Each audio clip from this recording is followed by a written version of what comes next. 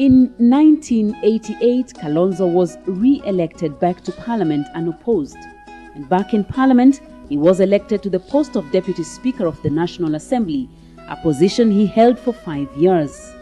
In the same year, he was elected the National Organizing Secretary of KANU and a member of the party's National Executive Council. Today we have perhaps one of the largest, if not the largest, water project in the country. Estimated to have cost over R1 billion shillings, funded by the Italian government. It is the cheapest drinking water because a 20-litre jerry can costs 1 shilling. If you are to buy that kind of water in, say, in Dagoretti market or in Kongoya market, you pay 20 shillings. For close to 2 decades, Kalonzo Musyoka has been involved in peace initiatives in Eastern Africa. His duties saw him travel widely, representing the country in major global meetings and events. He has represented the country in key international forums. In addition, he addressed the UN General Assembly for a record 7 times. He was among the founding Council of Ministers who laid the foundation for the revival of East African community and all the major steps leading to the complete reintegration of the East African community. This is the brotherly spirit which underlies the foundation of the revived East African Union. We are the same people. In fact, if we move together on the streets of London, I and the Vice President of Kenya, nobody will ever recognize that one is a Kenyan and one is a Ugandan.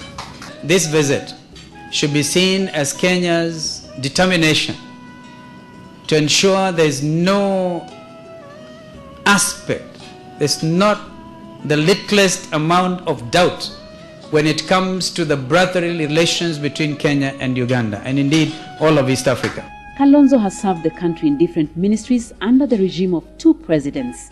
These include Ministry of Education between 1998 to 2000, Ministry of Tourism and Information between 2000-2002, Ministry of Environment and Natural Resources between July 2004 to 2005. On January 7, 2008, he was appointed the 10th Vice President of the Republic of Kenya and Minister of Home Affairs, becoming the first Vice President from Eastern Province. He has traveled extensively as head and member of government delegations to various international meetings and conferences. As the Minister for Foreign Affairs and International Cooperation, he addressed the UN General Assembly in New York. In his address, he highlighted the conflict in Somalia and the role of the United Nations in tackling the conflict. Kalonzo's presidential ambition was heightened when he was elected National Vice Chairman of the ruling party KANU on 18th March 2002, a feat that launched him into presidential succession politics. He soon began being touted as the possible successor of President Daniel Moi, who was retiring after ruling the country for 24 years. Successive media opinion polls picked him as the most popular presidential hopeful. Kalonzo's presidential ambition hit a snag when the ruling party finally named Uhuru Kenyatta as the preferred successor to President Moi. The naming of the successor was done in a manner that was considered by many as undemocratic, leading to major fallout within the party. The fallout saw Kalonzo and other senior party politicians jump ship and begin another initiative aimed at delivering the country's leadership through a newly formed party, the Liberal Democratic Party, LDP. Kalonzo was among the prominent lights that led NARC to victory in the 2002 elections, handing a historic defeat to KANU for the first time in 40 years.